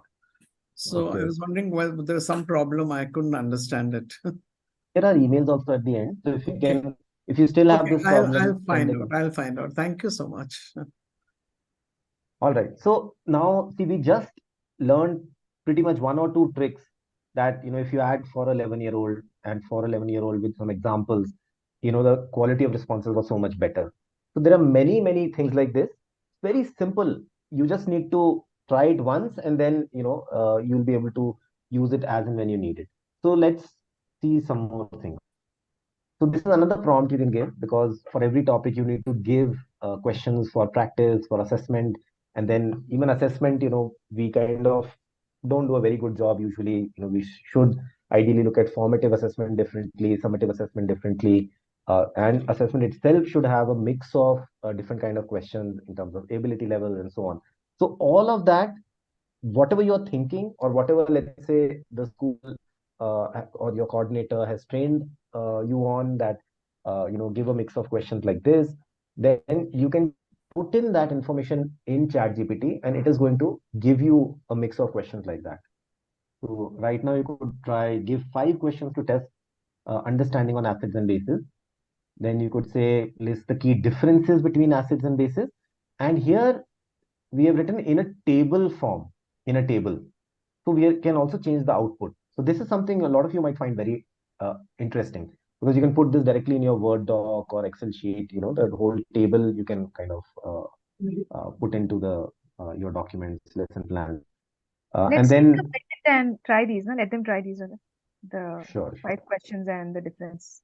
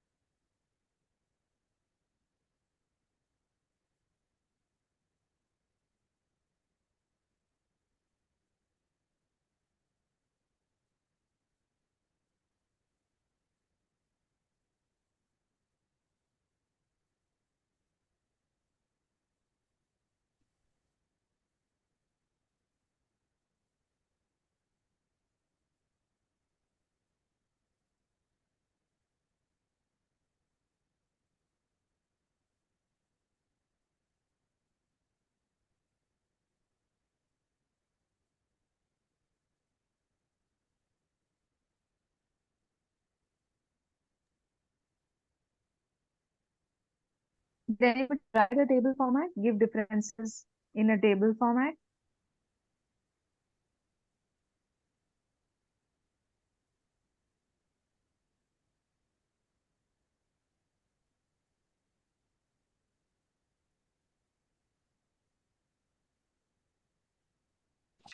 Yeah, I was able to do that.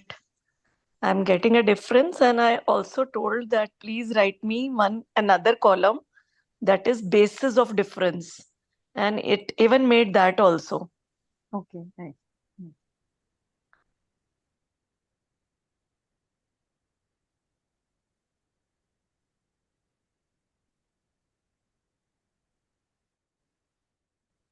Rajat, you're on mute. Yeah, in 5 questions, you can also say for a beginner, for advanced. Like if you're a computer science teacher, you can ask that, give 5 questions to test the student's understanding on linked list. And you can say that linked list for a beginner level student. So it'll change the questions accordingly.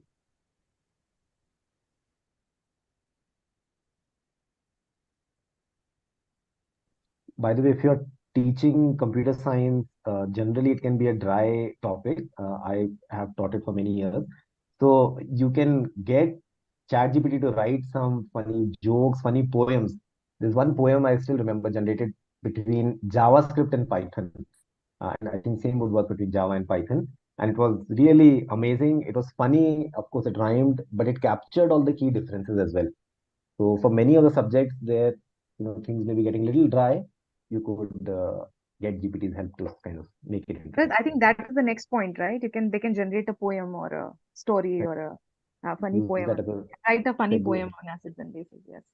This could be on any topic. So for computer science, Yes, can make who poems. talked about Java, you can say write a funny poem on Java versus Python, or it could be on Java's complex syntax. Okay, thank you so much. I'll try this. Actually, let me try it myself also here while others are trying.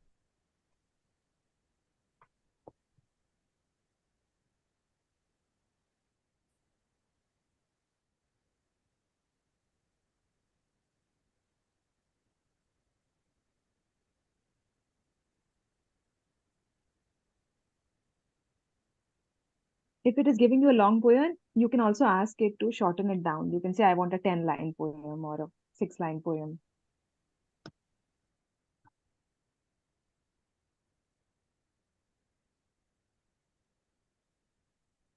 Rajat, have you tried that in Hindi? That would be interesting.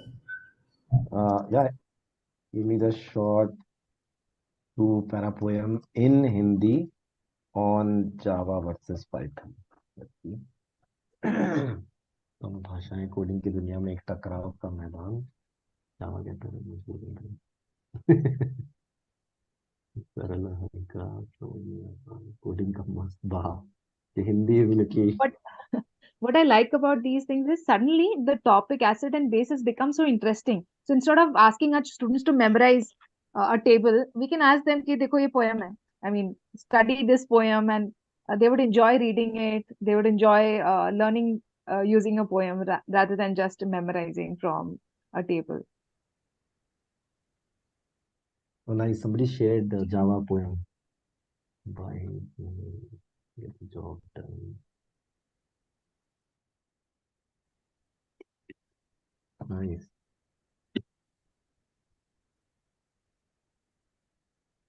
And you can even ask tell me a real life story about floating points, about the importance of floating points. Awesome. This is the one I tell my students, in fact, because of the floating point calculation, this multi-million, probably $1 billion mission failed. So yeah, it can even give you these ideas. All right. So I think, yeah, before we... I said that Yeah. முடிய வந்திருக்கலாம். Sorry, தோணல. Oh, nice. The one on limerick on solar eclipses is very interesting. So yeah, I think I kind of, when Madhumita was talking about will AI replace teachers, and I was reminded of this one educator. He was part of the SCRT team in Chhattisgarh government. We had done some work with them many, many years ago. And he said that Rajat ji, शिक्षा एक बहुत ही जीवंत विषय है. Like, education is a very live subject. So I mean, we were discussing at that time, integration of ICT and all that. And that kind of stayed with me, that yes. And when I recalled my own favorite subjects from my childhood, actually they were more my favorite teachers. So even the math has really been my kind of subject of passion all throughout.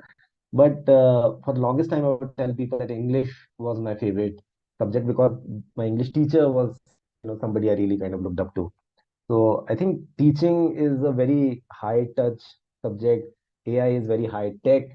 So these two worlds, I think, will coexist and can really kind of enhance each other. And with generative AI, I think AI earlier was like a Superman in the hands of Netflix and YouTube, not accessible to us. And now with generative AI, with ChatGPT, it's like Iron Man. Because an Iron Man, it's the exoskeleton, the suit which anybody can wear. And inside the decision-making process is still you. You are giving the prompts, but it kind of really enhances your powers by 100x. So that's kind of the way I like to think about generative AI and how teachers or different professions can uh, use it for their respective outcomes. Okay, so over to you. Oh, okay. So what we just did back there, everybody, if we can have your attention back, this part is kind of important. What we did here is prompt engineering. Maybe you have heard this word. So we kind of crafted these prompts. We added these little, tips here and there, and got the response quality became much higher. So there is a simple framework that we've designed, which will help you think about this for any prompt. So it's called core. The first step is in a prompt, make sure that you give ChatGPT context. So context, first thing is, of course, the task should be very clearly defined. That about, let's say, assets and bases. Do you want it to generate an explanation? Do you want it to generate questions? Do you want it to generate a lesson plan? So that has to be very clear. Then give it more context in terms of the age of the student or the grade. You can even tell it the board, CBSE, or any other board. Like for IB and IGCSE, you may get very different results. But I think ChatGPT will have information of all of these popular boards. Or if you are, Common Core and so on, if you are from the Western country. For those I've tried, and it does know very well what are the learning objectives there. And you can also specify the interest. So for young children, you can say is interested in cars or dinosaurs. Or so like we did that. Give an example from the Indian kitchen, or from let's say the sports field, or from the human body. So more context you give, the better the response, the more personalized the response is going to be. So that's first thing. If you just do this, if you just give it context, the response quality will be 70%, 70 to 75% better on average. Next comes output. O is for output. So you just specify what kind of output do you want. So like we said that give me a short answer, give me 100-word answer, or give me an essay, give me 2 paragraphs, right? So length is something you can say. You can also ask it for a certain format. So you can ask it to give you an answer in terms of bullet points, in terms of a table, in the form of a poem, a joke, right? So output is the second step. If you do this, context and output, this is pretty much, for a long time, these two are enough. 80 to 85% better responses is what you'll start getting by just using these two things. And then R and E are a little advanced. So maybe in a future session, once you're comfortable with these, we can cover this. But very quickly, our reference is to give examples. So let's say you are report writing and you have written one report which you really like. That's like your ideal report. You can give that as an example. So you explain the task that I want to write reports for grade 6 chemistry students, and include these things and so on. And below is a reference. So below is an example of a report that I really like, or that is what I'm expecting. And you just put that example. Because if you remember initially, I said that machine learning systems are based on examples, not on rules. So examples really make the system learn and adapt their responses quite quickly, and really sort of in a personalized manner. So that is reference. And enhance is, you can do all kinds of things, like you can ask it that, let's say you're giving, okay, so let me show you an example of this. So this is a whole here Python course, that self-learning course that I've designed, which I just give this prompt to students. I just teach them prompt engineering, And this is for software engineers, by the way, and almost 500 of them have gone through this course and have learned Python in 1 week. And then they learn, I mean, okay, new front-end stack, a new back-end stack, a new database, everything in 1 week. Things that usually would take them at least 3 months. And this is like, to a professional level. So the prompt is just this. So this, I'm giving it a context. I'm telling ChatGPT to act as a Python developer, and I'm giving it my context that I'm a beginner and so on and so forth. What is it that I know already? And I'm also telling it how I want to learn. That I don't want to learn in a theoretical manner. I want to learn by problem solving through hands-on projects and so on. And I'm telling it that give me the content in chunks, which is a good pedagogical practice anyways. So don't generate all the content at once.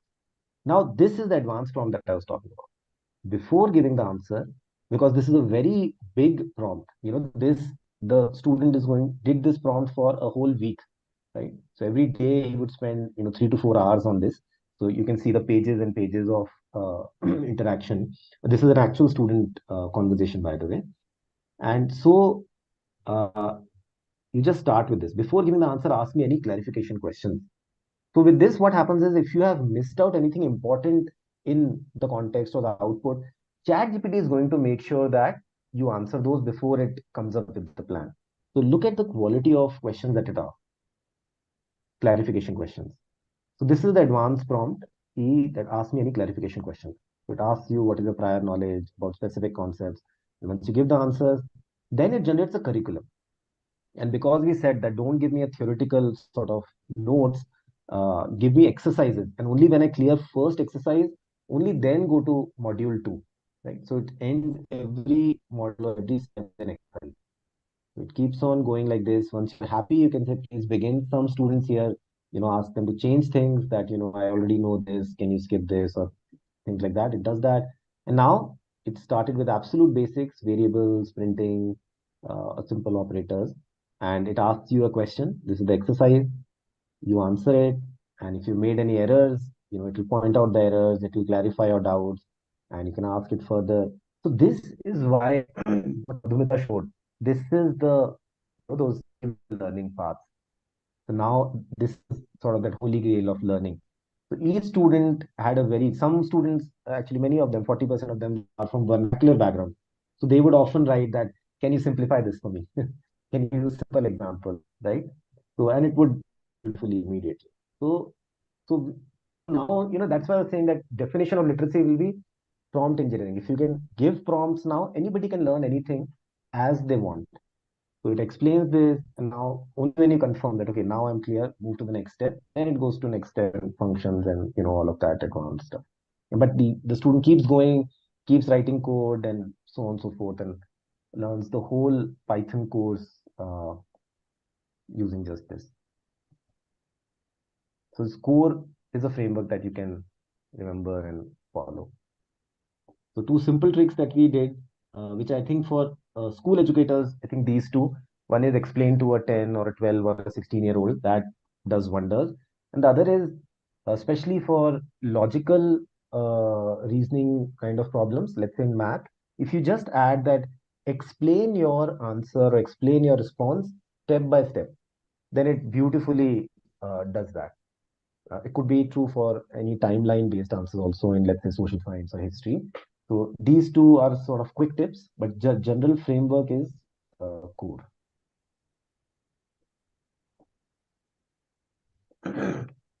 So any questions here?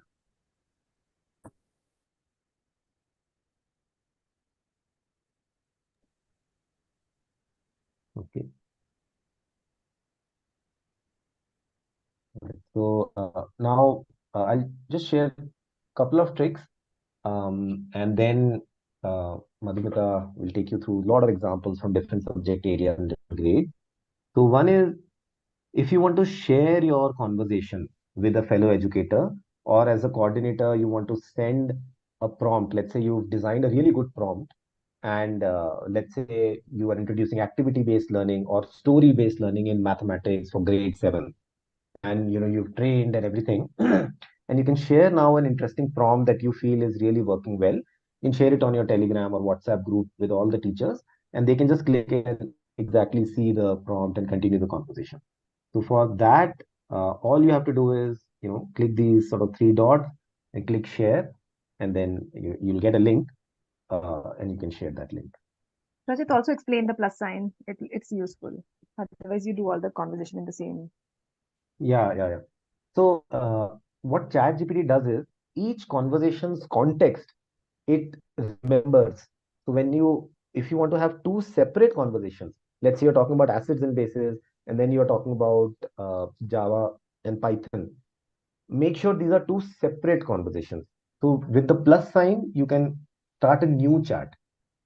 So now when you go to the history, if you click this 3-line hamburger menu, then you will see your old chat.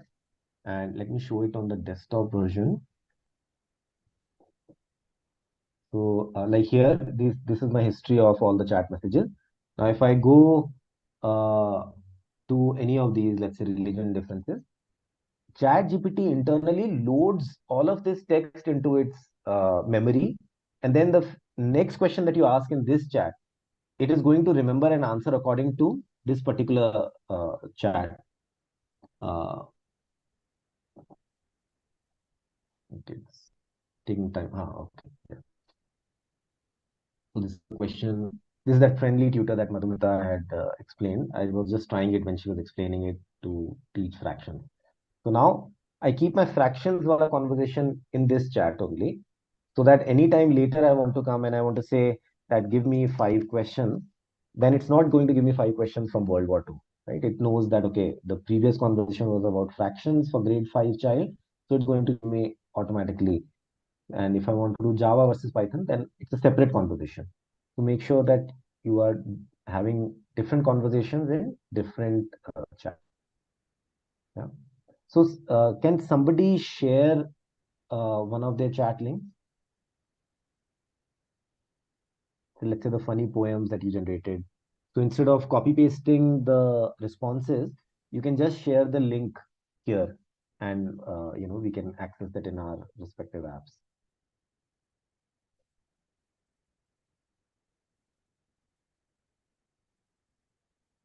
Yeah, examples of prompts we are going to see very shortly.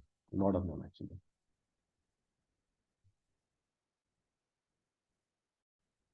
This link is from Bing. This actually, yeah, share the ChatGPT app. If you're using a desktop version, then there is a share button right on top right, in fact.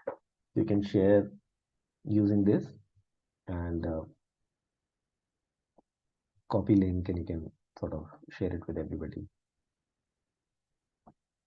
So We have 15 minutes left, so I think let's go to the. Sure, yeah. Okay, so this is how you can share, and custom instructions, I think we can skip. It's a little advanced. Yeah. So Madhumita, I'll stop sharing my screen. Yeah, You stop can sharing. I'll share my screen. Yeah.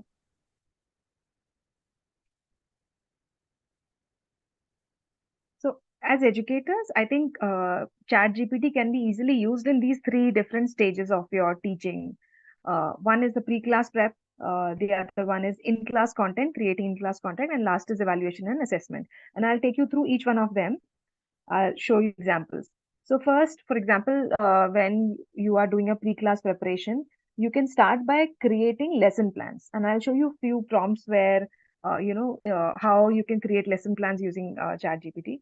Then in preparation, we usually don't do that, but you can ask ChatGPT to help you prepare challenging questions on the topic so that if some student has a doubt, you are already ready with it. The other thing you can ask ChatGPT to prepare you with is misconceptions in a topic. Then lastly, a lot of times, it can help you with admin support. For example, you're a class teacher and all the different subject teachers are sending you homeworks, and you collate it, give ChatGPT, and it creates a summary, and you can just post it on the app or any other platform that you send parents, right? So these are some examples. Then in content, you can ask ChatGPT to give you explanations or generate activities. Then it can help you cater to different levels of students. So whenever you are generating an explanation, ask it to give you 2, 3 different levels. So beginner, intermediate, or an advanced level. It can help you generate challenging questions that you can ask students while you are taking the topic. And it can also help you prepare questions which are interleaved with practice questions. These are usually helpful for students who take time and need a different kind of approach. And lastly, this is very important. Usually in a subject, we are so focused on finishing the curriculum. We are always in a rush to finish the syllabus, right? There's always a sword hanging on our head, right? And we forget this, that it is now not important to the, if you evaluate your curriculum, you will see that a big chunk of it is not useless information, because 5 years down the line, whatever we're teaching our students, more than half of it will be easily done by an AI machine or a robot. So this time, whatever we're teaching now has to make sense, right? Otherwise, it's useless. It's time waste for the teacher, for the student, money waste for the parents, for everybody, right? So relook at your curriculum and focus on the big ideas, things that a machine can't do, or make the students, as I told you in the beginning, you have to shift your focus to teaching skills rather than asking them to memorize information or factual information. For example, in social studies or history, instead of asking them to memorize dates, which king won over which other king, ask them thinking questions. And maybe ChatGPT can help you figure out what are the big ideas of your subject and use your topics to big ideas, right? Because that is what will be expected from our students just 5 years down the line, right? Then lastly, whatever you're teaching, use ChatGPT to figure out how can this knowledge that you're imparting can be used in real life examples. And instead of giving them homework, which is writing a lot of paragraphs or memorizing some things, you can ask ChatGPT to help you create homeworks which can help the child relate to the topic they've learned to something real in their life at home or some other place. So that is something ChatGPT can help you with. And lastly, again, as I said, we are so focused on completing all those 14 or 24 chapters in our syllabus that we a lot of times miss the connection which maybe chapter 1 had with chapter 5. So if you have a PDF of your book, just upload it in ChatGPT and ask it to create connections and help your students, work with your students on those things, because those are the things those are the skills which will help your student in the coming future, right? And lastly, for evaluation and assessment, you can generate quiz questions using ChatGPT and focus on, as I said, many of you asked about plagiarism and all that. So we have to change our questions. Our questions cannot be as they were before. And I'll show you some examples how we can change our questions. You can also generate questions Bloom's taxonomy. So you can tell ChatGPT, this is my topic, this is my grade, and Bloom taxonomy level 1. I want these kind of questions. Okay, right? So I'll just quickly take you through these. So this is for topic introduction. So just focus on the pink text. When you're generating creative ideas, I want you to maybe add in your prompt that these should be fun for Generation Z students. Students our kids are now working on their phones. They play all these new generation games we are not even aware of. But ChatGPT knows to use ChatGPT to figure out what will be interesting for our students. Then storytelling in mathematics has become a new thing. It makes mathematics very engaging. So maybe ask ChatGPT to generate a story for say multiplication for grade 3, or as I mentioned, I've already done this, so I'll skip this part. Now I'm going to show you a long prompt. So don't be afraid to write a lot or speak a lot to ChatGPT. Think of it as writing your notes, right? You all write, preparing your classes, you all write in your notebooks, right? So instead of writing in your notebooks, next time take out your phone and type all your thoughts in ChatGPT and ask a question. I think that will help you interact better with ChatGPT. So here is a long prompt. We ask ChatGPT to create a lesson plan, and I want you to focus on the highlighted areas. So we are asking you to create an interactive lesson plan. The lesson should address, and then you can give the specific or goals you have for the lesson plan. How long should be the lesson plan? What kind of questions or what kind of learning goals that you are out from the lesson plan. So all this could be a long prompt to ChatGPT, or you can also, if you get a solution, if you don't like it or you need more details, you can keep chatting with ChatGPT and get those. Then here's an example of a prompt where we are asking ChatGPT to generate hands-on activities. This you should try. If you are a dance teacher or an activity teacher, arts and crafts teacher, and it gives beautiful hands-on activity solutions. And this topic is usually very boring, units and measurements. So it gives really good examples. Then here is an example of a prompt where we are asking for 3 kind of explanation for a top, and we are saying we want a top quality explanation, we want an average, and we want a poor quality. So you have all these ready in front of you. So when you're interacting with the students, which are better ways of doing a scientific thinking and not. Then this we usually miss, but in during the classes you should add reflection questions, because most of the teachers or the parents are judging the students by giving them marks, but we never know what does the student feel about themselves. For example, I was a very topper in my class, but like mathematics I would get above 90, but I was afraid of mathematics, and nobody knew this because everybody saw my 90 and they were like, oh, she's very good. But I inside my heart I knew I didn't understand. I was good at memorizing, I was good at following steps, so I was do all that, but I didn't have an understanding of it. So what kind of reflection question should I add in my topic so you can get a feel of what your students are going through? So that is something you could try. Then I think these Rajat has already mentioned. How do you create questions which are open-ended? So I'll actually take an example. So look at the second example, right? So this is an example for mathematics. A number rounds off to 25, and I would like your responses in this. What could be the number?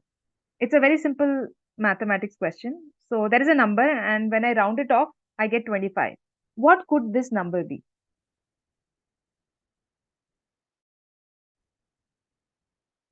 Uh,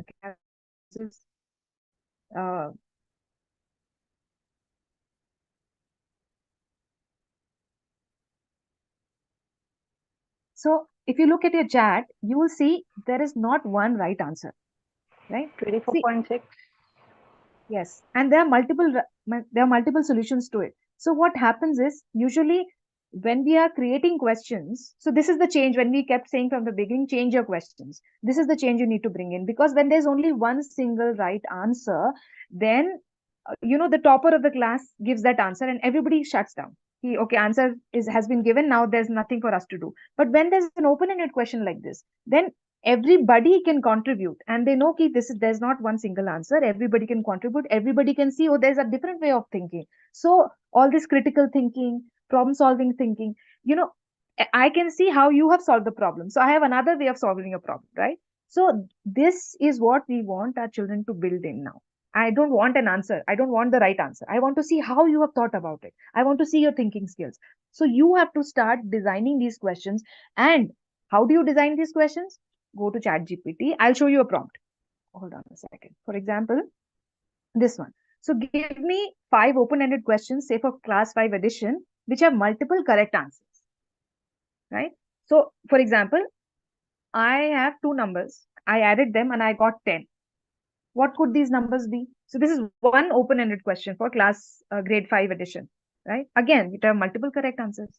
So start designing these questions and start working with GPT on designing these open-ended questions. And after a while, you'll get a hang of it. So use GPT to learn, and then you can design your own questions based on this. Then you can generate assessments. And again, as I'd mentioned before, earlier we were always out of time, right? So when we had to design an assessment or a quiz, we even creating one quiz paper of say 20 questions was a task, right?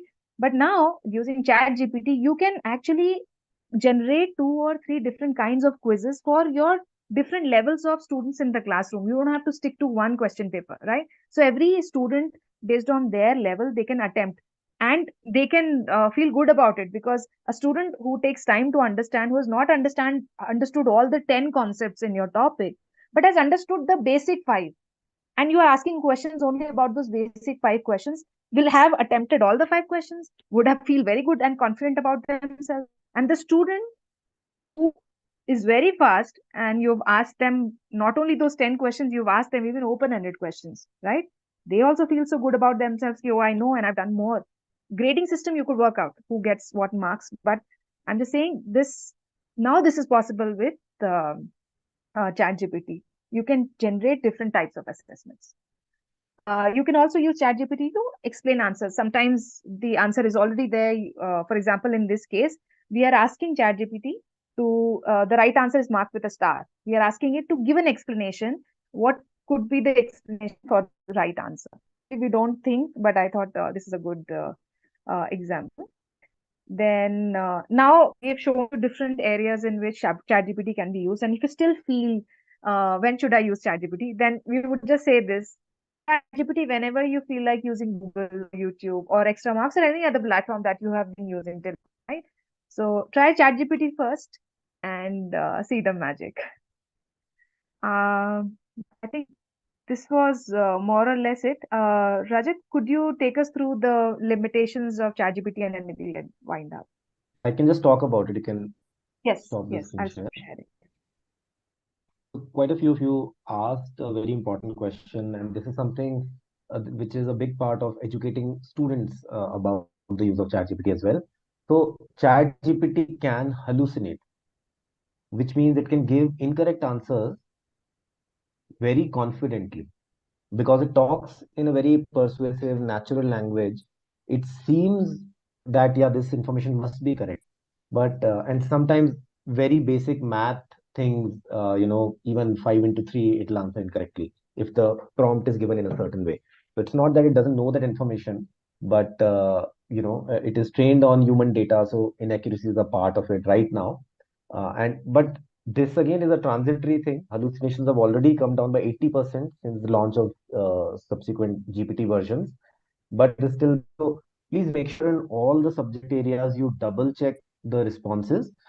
There are ways to reduce or do away with hallucinations. One of the slightly advanced ways is that if you ask ChatGPT to not just give you the response, but explain the what is called as chain of thought reasoning, like explain its reasoning. So if it explains it step by step, then it doesn't make that error, which is kind of what we tell our students also, isn't it? But yeah, make sure that you double check your answers. Also, it is only trained till September 2021. Again, that date is getting pushed, so it's getting trained on more and more recent data. But so if you try to ask it about events, let's say if you ask it who won the World Cup, after November 19th, that is, then it will give you the answer of the previous World Cup because it will not have the current information or any scientific discovery that happened in September 2021. And the finally, images are currently not part of ChatGPT for free. On the paid version, they're there. But yeah, you can use Perplexity AI for that, or our good old Google search for that. Paid version is available. It's $20 per month. Well worth it if you use it regularly. Think of it like I think of it as like having maybe 10, 20, 30, whatever, thousand per month kind of assistant, very intelligent, expert assistant next to me. So if you are able to derive that kind of value, then yes, I would say it's totally worth paying for that.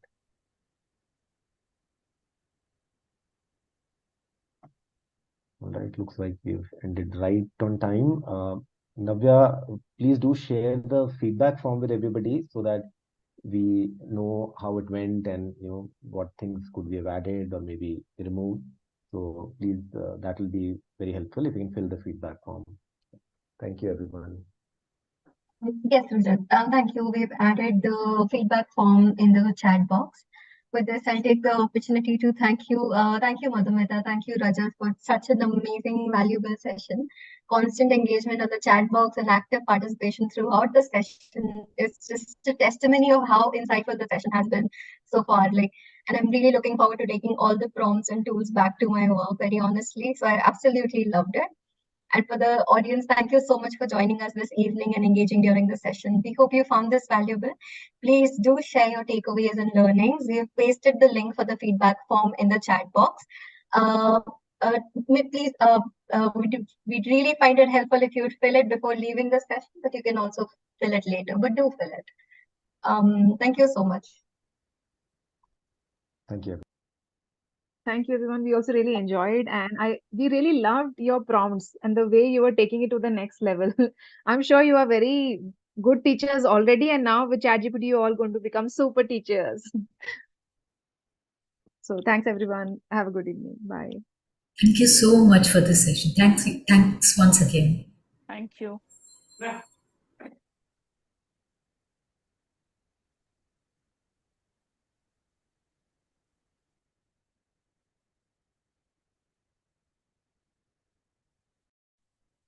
Thanks so much. It was a really mind-blowing session.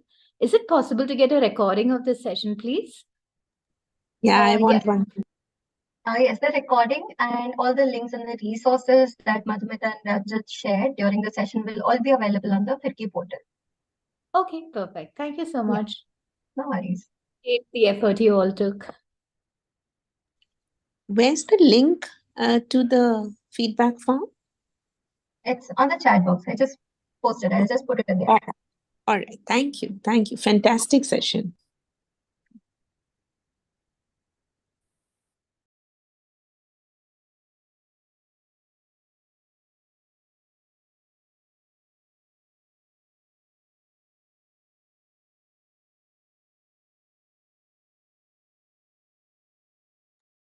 Thank you everyone for being here tonight, and we hope to see you in other webinars as well. We will end the call. In case you have any questions, please feel free to reach out to us on our official email ID. I'll just also put that on the chat box.